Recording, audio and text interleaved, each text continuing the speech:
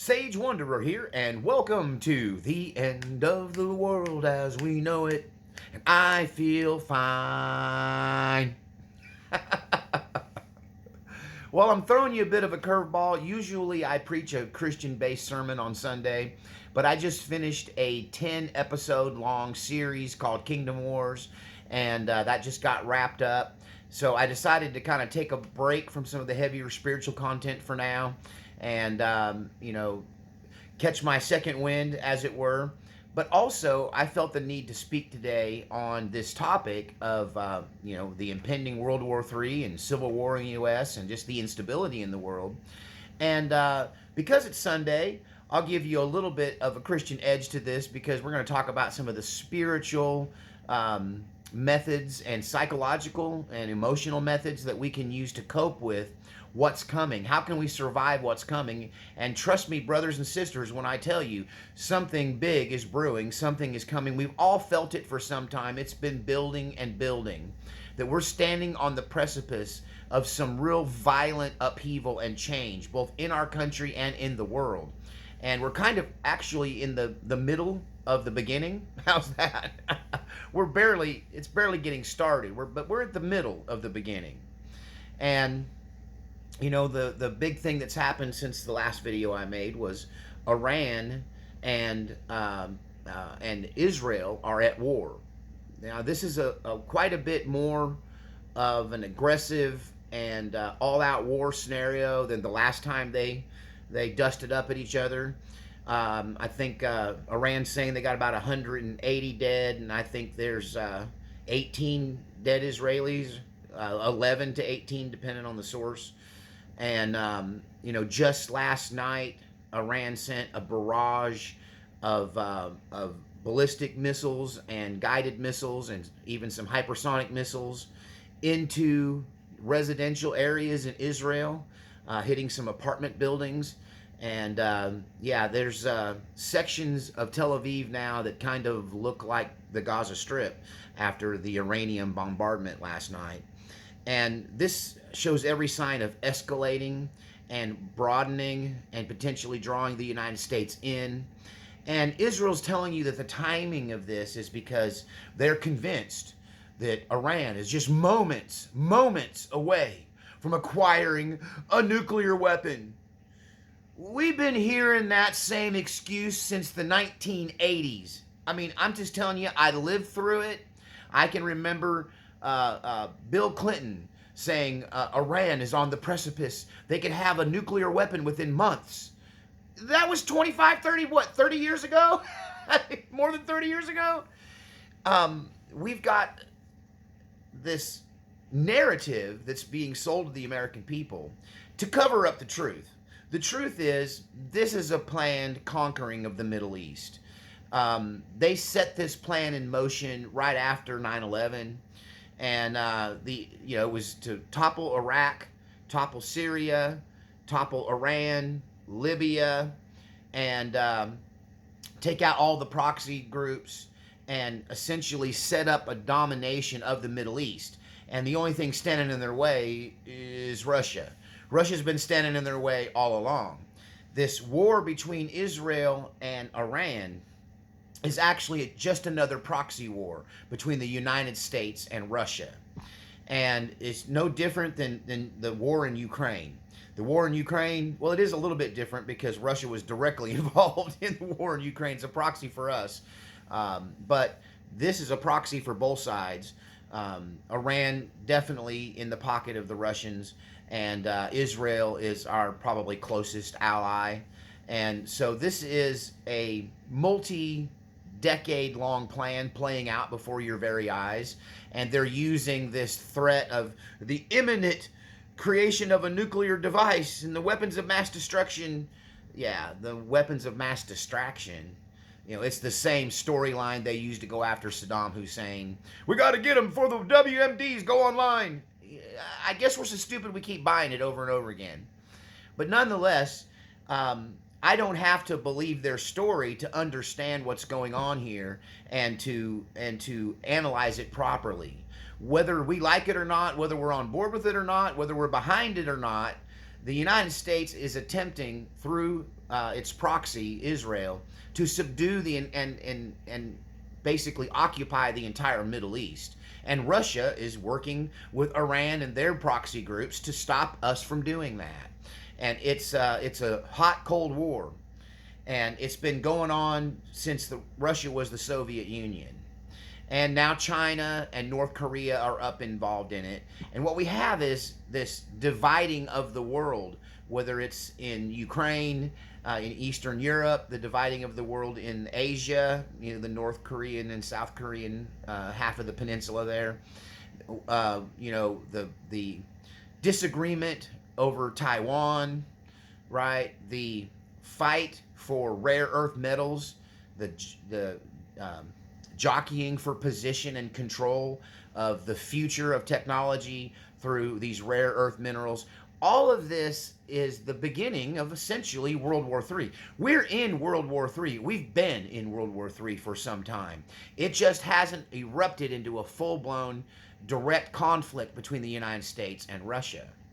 And even what's going on with the no kings protests, and the Free Palestine protests, and the LGBTQ trans protests, and now the migrant anti-ICE protests, all of these uprisings and protests, even back to the George Floyd days and the 2020 uprising, are communists in America working hand in hand with Russia. Now, Russia is one of those deals where the people that accuse Donald Trump of being in bed with Russians are actually like the narcissist that accuses you of being a narcissist, right? The people that are actually in bed with the Russians and the Chinese are the deep state. They're in bed with the communists because they want to turn America into a communist country. Because as long as there's freedom-loving, constitutional protecting patriots out there who believe that the United States should have its own sovereignty, and that each individual human being, especially if you are in our country and a citizen of our country, you should have your inalienable rights to self-defense, to freedom of speech, to the right to keep and bear arms, right to personal property. And that's just standing in the way of the New World Order and the one world government and this oppressive regime that Shvali honestly told me about years ago, how they want to take over and circumvent all of our rights and suspend the Constitution. And that's what Russia wants too.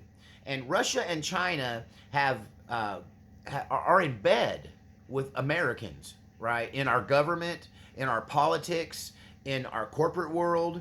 And so when they are accusing Trump and his supporters of being pro-Russia, it's a smokescreen. I used to know this woman that cheated on her boyfriend all the time. And back in the day, she was my pot dealer. Just a full disclosure there. And down in Texas.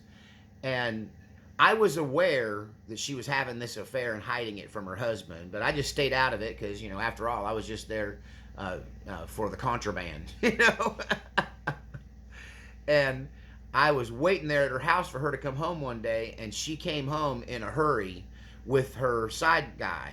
And she kissed him real quick and told him to get out of here. My husband's on his way home. And I think I said cheat on her boyfriend, but they were married, cheat on her husband. And so I followed her up, and, she went to go get the goods. And she was explaining to me how that she just about got busted because she didn't make it home in time. And so she was ready. She actually bragged. She goes, watch this technique. Watch this tactic, because he's going to come in hot. He's going to come in hot. He knows I've been gone all day. He knows I'm being secretive. He has his suspicions something's going on. But I'm going to throw him off. Watch what I do. She was just really a confident cheater. And so I was a young guy. I'm like, okay, I'm getting schooled here. Let's see what happens. And he comes in from work, and he's upset. Where have you been? And before he can get that word out of his mouth, she's like, where have you been? And she starts accusing him of everything under the sun. I know about this girl at work, and I know you did this, I know you did that. And he's not looking at her for a minute. He looks away out the window, and she literally looks at me and winks. Like, see what I'm doing? See what I'm doing? I'm throwing the shade on him, right? I'm accusing him of what I'm doing to throw him off the scent. And she was quite proud of her mastery of this technique. And this is exactly what the leftists do in this country when they accuse us of somehow being pro-Russian, right? When in fact, this is a communist, Chinese, and Soviet Union 100-year plan that was instigated in the 1950s. They tried to pull it off during the 1960s and the Cultural Revolution to and this is what they do in every country, right, that they overthrow. Every place there's been a communist uprising that has overthrown a government, they do it from this kind of grassroots protest position. And they will build up an army of sycophants, an army of brainwashed lemmings who are religiously empowered. Like it's a religion for them. It's, their leftist ideologies that are involved in these riots, and whether it's the George Floyd riots, whether it's it doesn't matter what their particular bee in their bonnet is that day. It's a religion to these people, right? And they're executing their plan that's put in place by people over them. And whether they're fully aware that they're just trying to destroy America, or that they're being manipulated into destroying America, it doesn't really matter to us. That's what's happening. America is being torn apart from the inside out.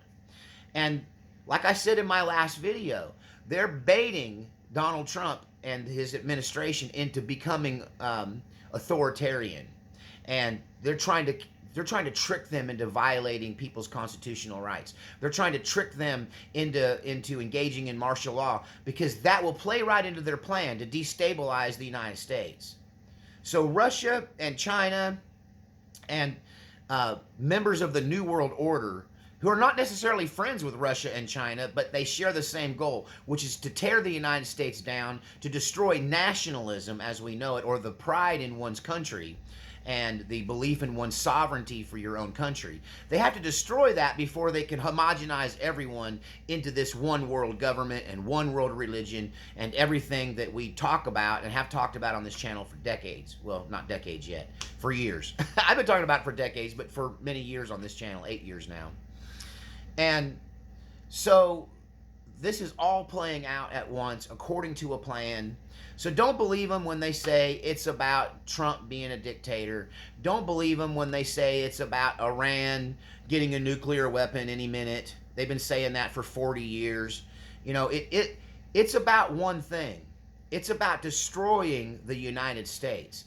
It's about tearing it down from the inside while bringing tremendous amount of pressure from the outside in hopes that the whole thing will implode, and that the last bastion of freedom and nationalism left in the world, the last place, the United States, the last group, the Patriots, will end up losing to this greater conspiracy.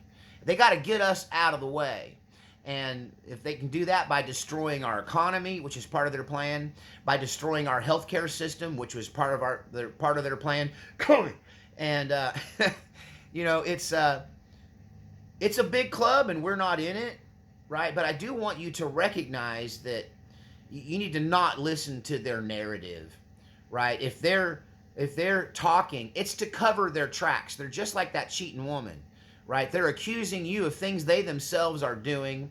It's characteristic of a narcissistic personality. And this new world order, this deep state, this one world global government, these communists in our country working with the former Soviet Union and the current Communist Party in China, all of that is part of a master plan.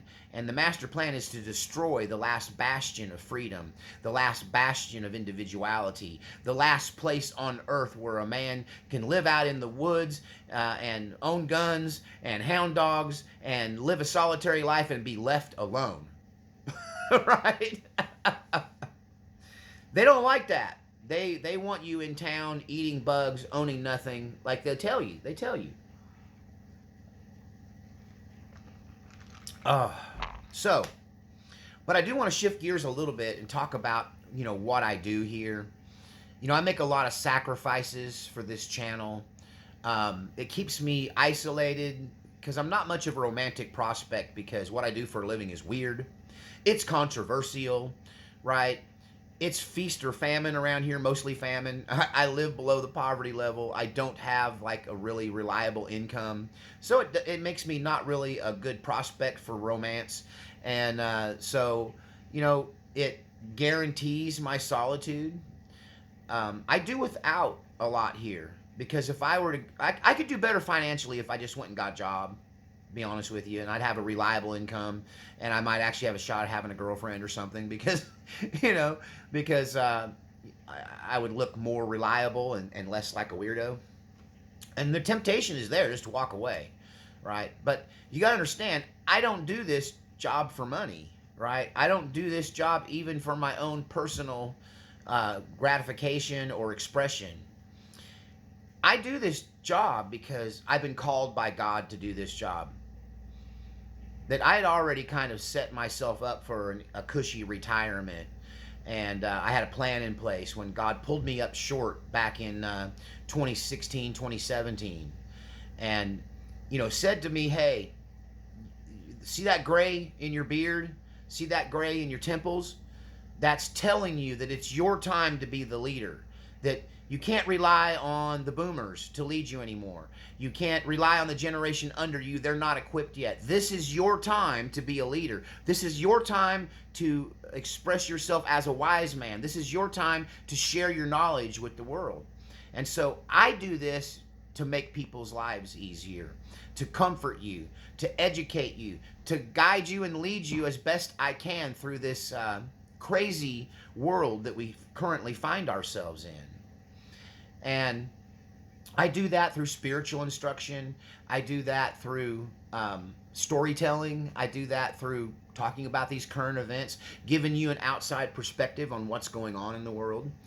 And all I ask for in return is enough donations to keep my lifestyle, my simple, basic, poverty level lifestyle intact. And it's a bit hair raising, Sometimes I do without certain things so I can pay the bills. Like, if I don't get fresh food this week, sometimes I have to decide between groceries and bills, and which is not uncommon for people in this world today. But the reason I do it is different than most. I don't do it because I have to be here. I don't do it because this is my only choice. I'm not cornered into this life. I've chosen this life so that I can do the things that I do for y'all, that I can make a difference in your life. And it's really nice to hear from people. And I'm going to read a little bit of a letter to you that I recently received. And I hear this kind of thing from my viewers kind of regularly, so it's not at all unusual. But I found this to be a really concise paragraph that I wanted to read to you. And this expresses to you why I do what I do. Why do I live like I live? Why am I okay with living below the poverty level, doing without, so that I can continue to follow the events of this world? I can continue to offer you leadership through this channel and keep my voice being heard. I know that if I went to work on a day job, I would not have time to do this. I would just be, all I could do would be to work that job. I have to decide to do this or to be prosperous, right? And I hope that at some point this becomes more prosperous. But that's not why I do it. Why I do it is what I'm going to read to you right now from one of my viewers. This is the end of a really long letter that they wrote me. And I won't read you all of that because it's their personal story. But in the end, this is their closing remarks. In closing, I look up to you in so many ways and for so many different reasons. At this point in my life, you have been the most positive and influential person, spiritually speaking, for sure. You are my pastor, my mentor, my brother, my friend. I'm gonna cry. I'm trying not to cry. So it's moving. Thank you for your ongoing commitment to the channel. I look forward to seeing many more years and all of the new seasons to come in both our lives. With your help, I am making progress to a better and happier life. And as always, thank you for being your brother's keeper. That's why I do it. That's why when money's tight and I can't afford to like go to town I just stay here. Sometimes I got to live off my preps, you know, and I sacrifice, but I do it because I know it's helping people. And I get letters like that pretty regular that tell me, hey, you've made a difference in my life. Your presence on this channel has made a difference for me. So, definitely not doing it to get rich. I ain't doing it to get famous because the channel's getting smaller, not bigger, right? I did this because, and I do this because I'm called to do it. God pulled me off the bench and said, it's your time to lead. It's your time to teach. It's your time. You're done just being part of this. Now it's time for you to be part of the leadership of this world. And so I'm pleased that I could make a difference in y'all's lives. If I've helped you, you know, it's all worth it. It's all been worth it. And I think it's something we have to all consider, that it's time for us all to step up. That this world is getting more dangerous. We're at the precipice of a civil war. World War III is probably already underway.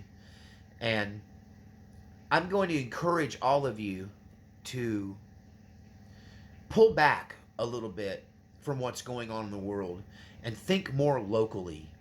You know, one of my viewers got kind of bent out of shape about something that I said about California, where I talked about how in California, they just ought to let LA simmer, right? Why do we even got to get involved? And this person was from California. And, but I think if they stopped for a moment, I don't believe they were ever stopped on their way to work from, you know, because of the protests. I don't think these protests have touched them in any other way other than they're seeing it on television. You know, the protests hit Oklahoma City. They had thousands and thousands of people in Oklahoma City, of all places. But, you know, life went on out here where I live. It didn't affect me at all. And so what I'm trying to say is, until it starts to affect you personally, right? Don't let it affect your state of mind. Don't let the problems in foreign countries destroy your peace here. That the best way to survive what's coming is to become very focused on your life, your area, your community. Put your efforts in there. Put your efforts in staying emotionally grounded, staying spiritually grounded, staying focused on what's best for you and your family and your community and the people around you. And not let this drama that's happening clear across the globe affect you in your personal life. So many people are destroying their families and their friendships over politics, right? Over disagreements. People are on different sides of this issue. When in reality, the only place that most of this conflict exists is on the internet, right? It's not really happening in your hometown, right? We're not really, buildings aren't burning in, you know, wherever you live. You know, there's a few exceptions there. I don't know if I have any LA Basin readers or not. Viewers, but could be some of you.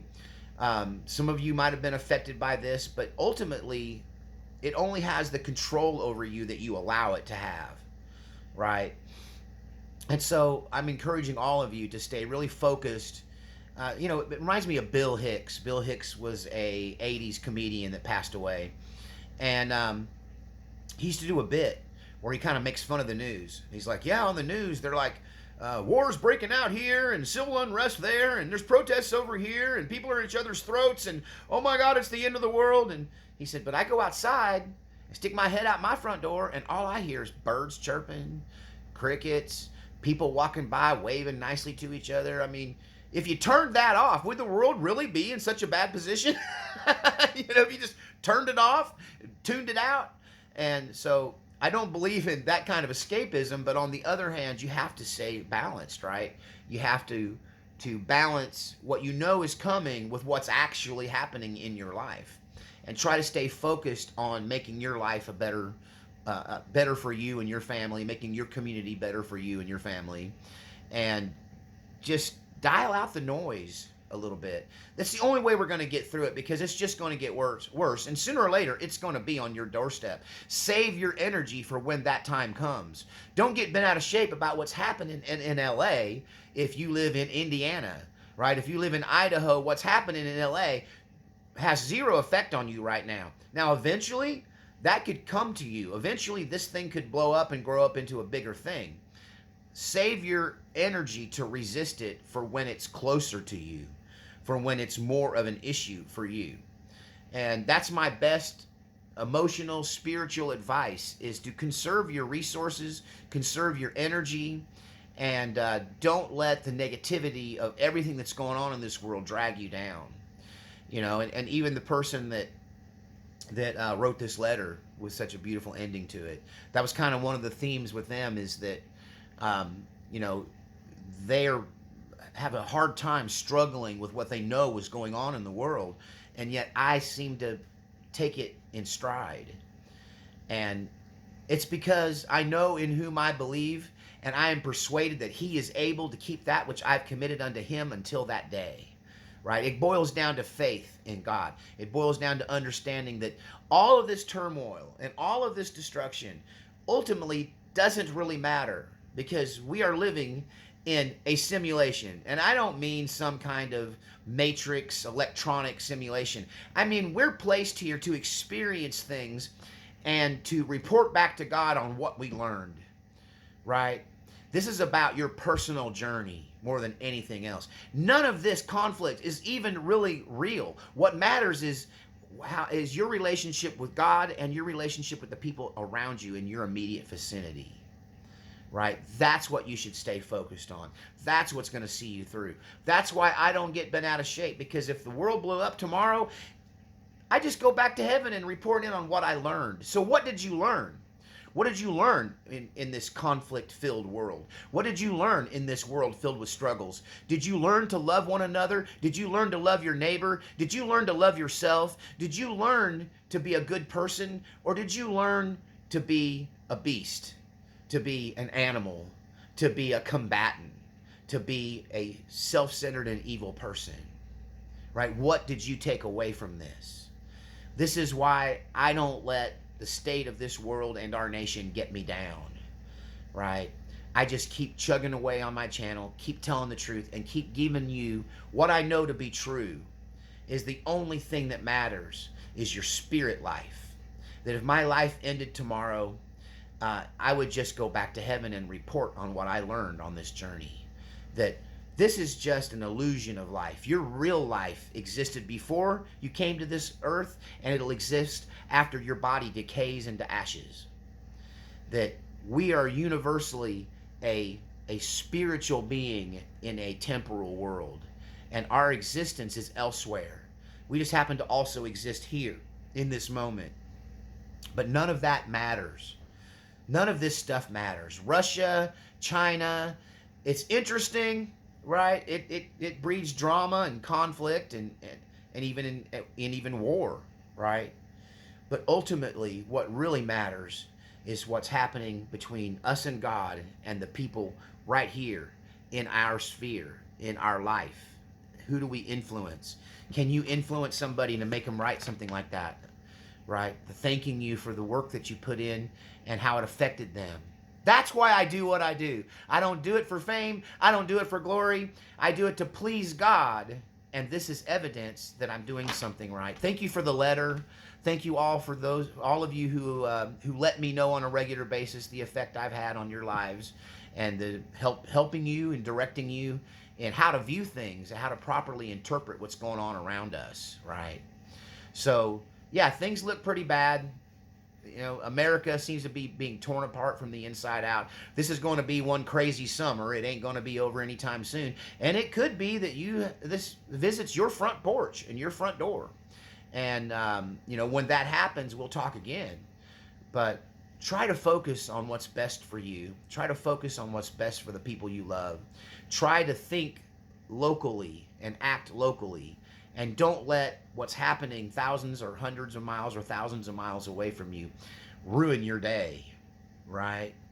Keep your eyes on God and keep your heart open to the love around you. And I'll leave you with this powerful prayer. Lord, surround us all in your ring of fire and hedge of thorns of protection. Send mighty angels of sufficient rank, authority, and number to drive the enemy from our midst, O Lord, and cover us in your peace. Lord, we ask that you give us the perspective to see that this is just a big test, that what really matters is our relationship with you, O Lord. What really matters is our relationship with one another. Lord, keep us grounded and focused on becoming better humans, on becoming better people, Lord. Don't let us get dragged down by the cares of this world. And give us your peace and your joy. In Jesus' name, amen. We'll see you next time.